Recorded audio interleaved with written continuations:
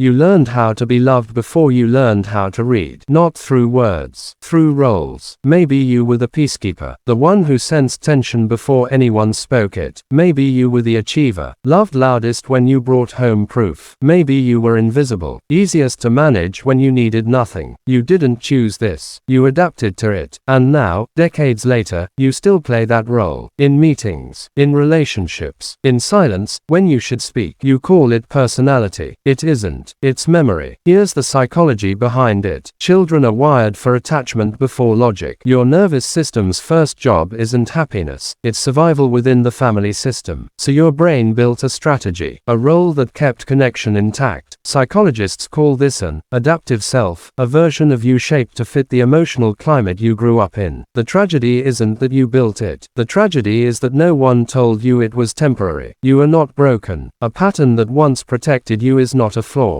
It's evidence that you were resourceful, even as a child. The peacekeeper learned to read rooms. The achiever learned discipline. The invisible one learned patience. These are not character defects. They're old maps, drawn for terrain you no longer live in. Here's the mechanism. Repeated childhood roles carve neural pathways the way water carves stone. The brain favors efficiency, so it defaults to the familiar groove, even when it costs you. This is why you keep over-functioning, why you keep shrinking, why rest feels like danger. Your brain isn't malfunctioning. It's loyal to an old blueprint. So how do you redraw the map? 1. Name the role. Awareness interrupts automaticity. 2. Ask what it protected you from. Every role had a function. 3. Notice the cost it carries now. What served you at 7 may exhaust you at 37. 4. Practice one small deviation. New behavior, repeated, builds new pathways. This is neuroplasticity, not willpower. 5. Let discomfort be data, not danger. Growth often feels like threat before it feels like freedom. Here's the simple model to hold on to. You are not your role. You are the one who built it. And anything you built once, you can rebuild. You don't have to perform the version of yourself that kept you safe at 7. You only have to meet the version of yourself that's safe now. Quietly, patiently, one small choice at a time.